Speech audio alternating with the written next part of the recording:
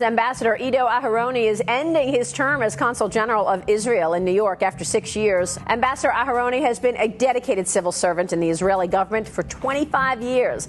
Ido Aharoni. You only have to walk into his office and see the photo of his father in the desert with the founders of the State of Israel to understand that this is a child of pioneers and somebody who feels so deeply above a political level about the job that he's doing in the state that he's doing it for. It was pretty clear to me from very early on when I saw him scurrying around the consulate that this was going to be a rising star. Impressed me from first meeting.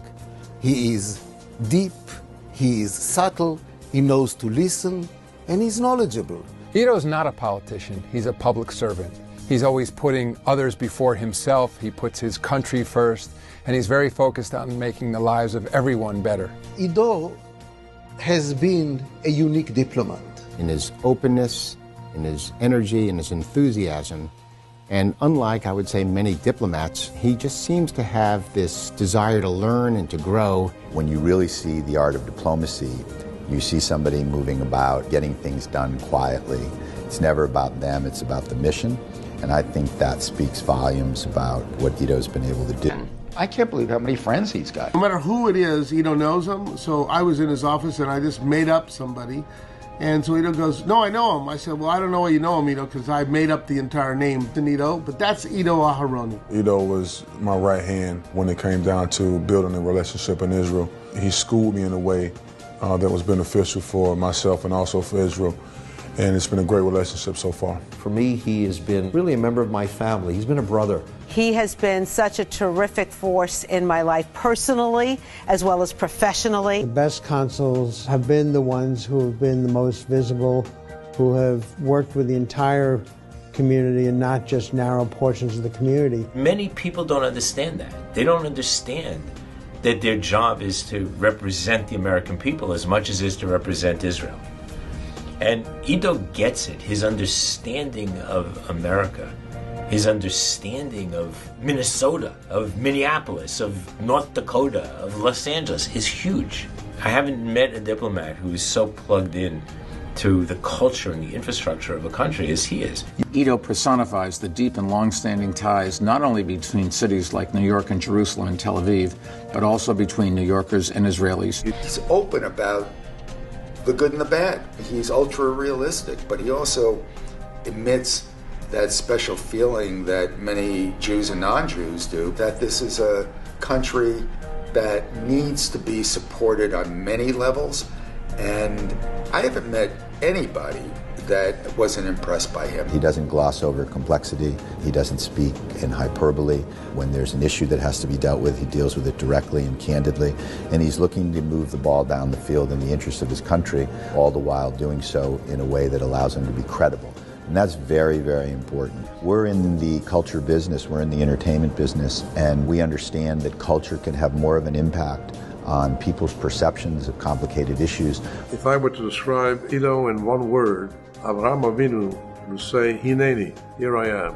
Whenever there was a need for somebody who represents Israel at the highest level, he was there. He had suggestions of his own.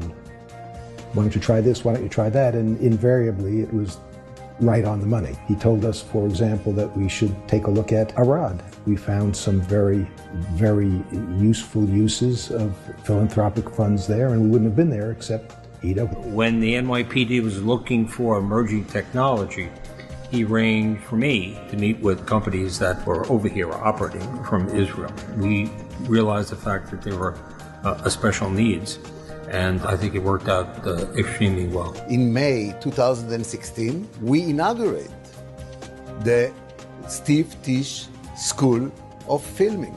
It would not have happened without the introduction of Ido. Of New York City's. From accompanying me on my trip to Israel as mayor-elect in 2001 to hosting Magen David Adom events at his home. Overall, the American Jewish community, the American people stand with Israel.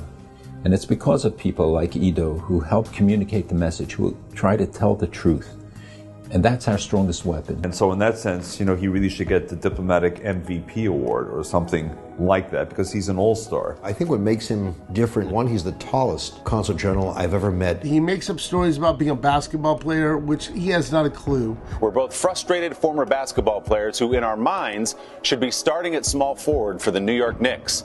Come to think of it, we probably could start for the Knicks right now. Humongous basketball fan who understood our game, I think, better than I did. Whenever I visit with him, if it's an hour, it's 55 minutes of basketball and a dissection by him of the game and every aspect of it. He knows players and teams, and he knows how to play the game. The strategy that's involved in the game of basketball. And it made it an easy transition for me to communicate with him because he was so openly fun to hang out with. We get together and we talk about hoops. We get around eventually to the Middle East, but mostly it's about Carmelo Anthony and why some obscure Israeli player should be in the Hall of Fame. Here's to Doron Sheffer. He's a passionate fan. He's come to many of our games over the years, and we've used the opportunity to talk about how through basketball we can bring people closer together, not just in Israel, but throughout the world. Miss you at the ambassadorship, but I am so happy that you're still my friend. Ido, love you lots.